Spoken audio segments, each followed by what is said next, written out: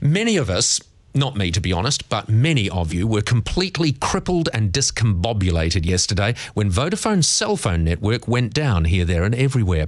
Earlier in the week here at MediaWorks, there was an email outage that lasted hours, which also saw my colleagues whipped into a frenzy. How would they cope, they were saying? It was only a few hours.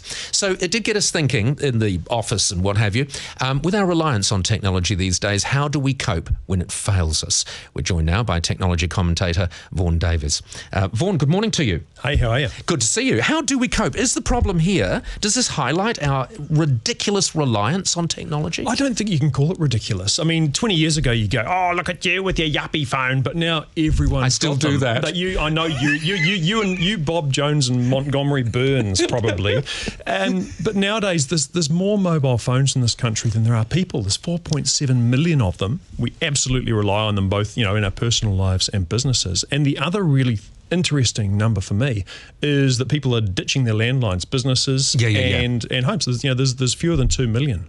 And it actually makes sense in many cases to ditch your landline. Absolutely. The only person who calls me is my mother, and I take a cue from you. A radio or television appearance is a visit. Yeah, so absolutely. She doesn't need to call. What's your mum's name?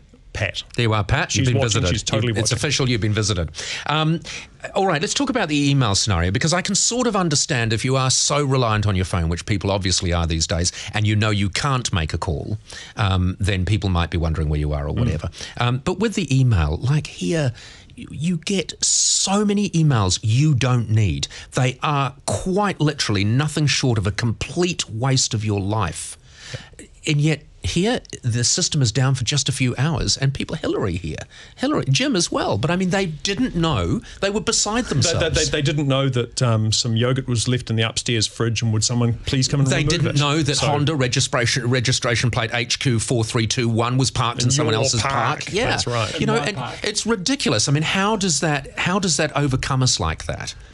It's just become a complete reliance, and there are ways around it, but you've just got to be a little bit. Tell me, what are the ways around it? So if your normal email is around, you go to your webmail services, which might or might not be working. No, I thought you were going to say there's a way around not bothering. There are ways around not bothering, and sometimes when you get on a plane and you can't email, that feels great, right? You can't. No one's going to phone you. No one's going to email you. But they're taking all of those things away from us, because soon you will be able to email on planes. They're shutting down the oases. Yeah, they are. They are. And I love that phrase, oases, because there used to be more and more oases of not being able to talk. We just had an experience of one there at a Poe ferry. I mean, presumably they'll have Wi-Fi at Poe ferry soon, but at the moment there's a time when you can't actually talk to someone. Well, live streaming of funerals is a thing, and I haven't been to a funeral recently, but if I died tomorrow, I'd kind of expect people to be holding their phones up and streaming it to the people who couldn't come. You walked in here with your phone held up, streaming. I was trying to get you some more viewers. We were streaming on a thing called Periscope 5 minutes ago. Yeah, okay, we won't talk about that. Even though probably people are interested in it. All right, so what is the tip for people like Hillary and Jim here and other people who, when an email goes down or a phone goes down, what do you do? What do you think? How do you rationalise that? I think you just, sniff the roses, enjoy the sunshine, and, get in a cab or get on your bicycle and talk to a person face to face. It's a refreshing change. You hokey old thing, Vaughn. I'm a hokey old tech commentator. Yeah, fantastic. All right, Vaughn, thank you very much for joining us. Vaughn Davis. It's true, isn't it, Hillary? You were, because I remember you really did feel weird about it. Let's just point out it was down for at least 12 hours. It wasn't just a few hours.